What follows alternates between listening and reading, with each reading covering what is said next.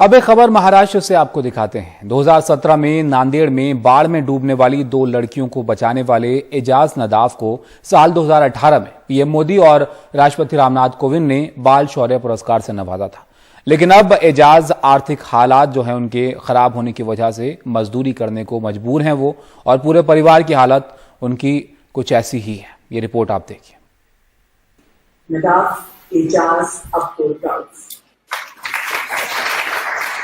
साल 2018 की इन तस्वीरों में राष्ट्रपति रामनाथ कोविंद 15 वर्षीय एजाज नदाफ को बाल शौर्य पुरस्कार से नवाज रहे हैं।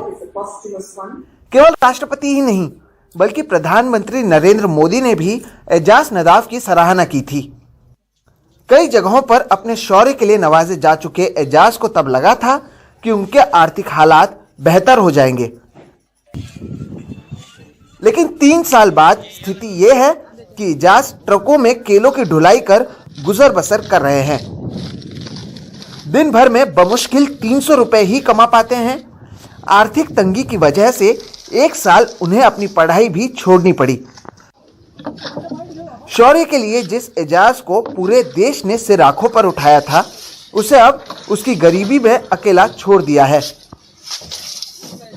8 में लेने के बाद 12 की फीस नहीं भरा तो 1 साल गैप होगा मेरा। बाद में से फिर अब घर पे भी पैसे नहीं थे, घर भी चलाने का था।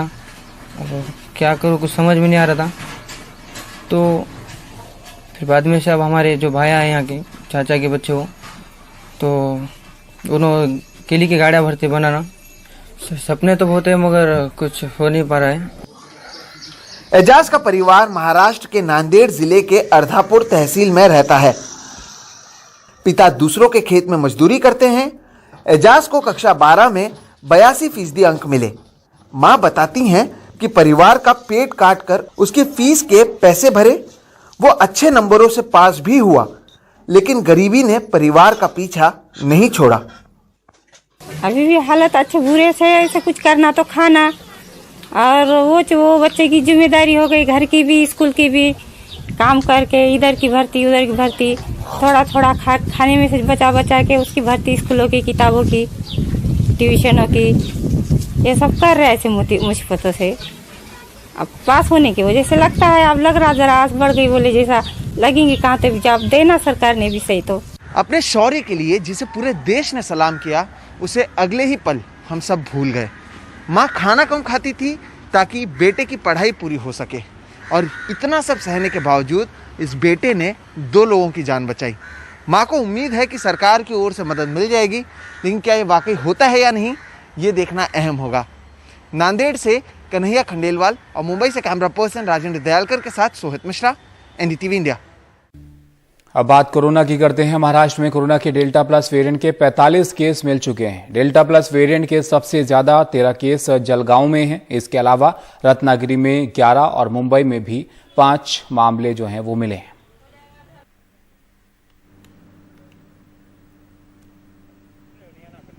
डेल्टा प्लस के संख्या अभी कुल मिला के 21 से बढ़कर 45 हुई है।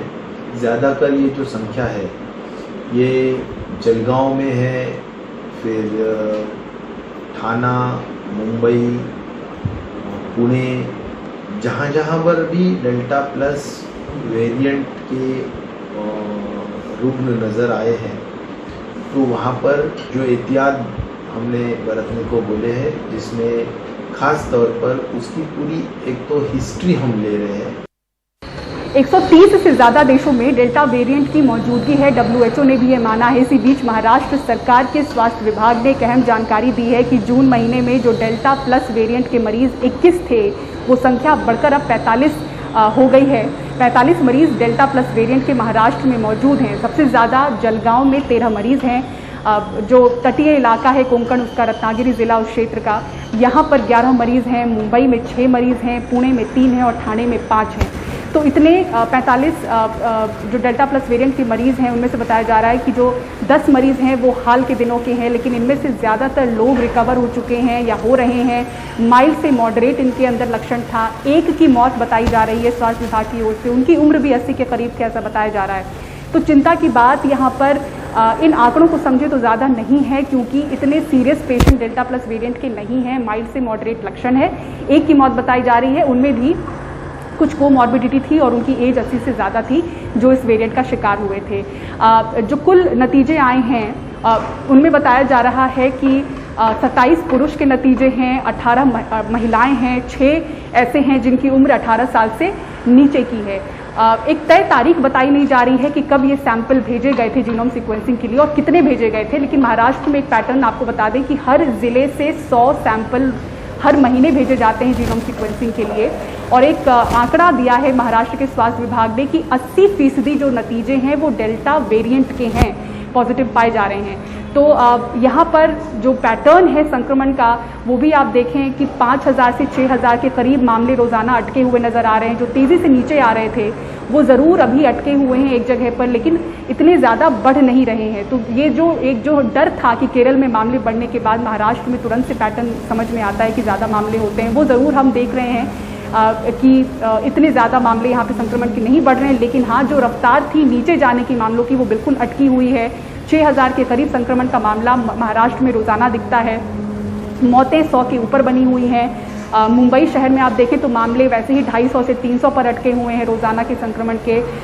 ये ज़रूर एक पैटर्न दिख रहा है और ख़ासतौर से महाराष्ट्र के पुणे और कोल्हापुर सर्कल में मामले बढ़ते हुए दिखते हैं 500 से 1000 के करीब। तो यही वो अफेक्टेड ज़िले हैं जहाँ पर ज़्यादा मामले हैं। लेकिन चूंकि अब महाराष्ट्र में अनलॉकिंग बड़े रफ्तार से शुरू हो गई है, इसीलिए ज़्यादा से ज़्यादा कोशिश है कि इस वायरस के पैटर्न को समझा जाए।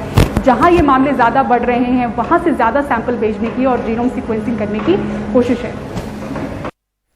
और आतंकी गतिविधियों को फंडिंग के मामले में जम्मू कश्मीर में एनआईए ने बड़ी कार्रवाई की है। एनआईए ने 14 जिलों में 56 जगहों पर छापे मारे हैं। एनआईए का दावा है कि आरोपियों के ठिकानों से ऐसे कई दस्तावेज और इलेक्ट्रॉनिक डिवाइस बरामद हुए हैं जो उनकी भूमिका पर गंभीर सवाल खड़े करते हैं। जम्मू कश्मीर में नेशनल इन्वेस्टिगेशन एजेंसी की सबसे बड़ी कार्रवाई।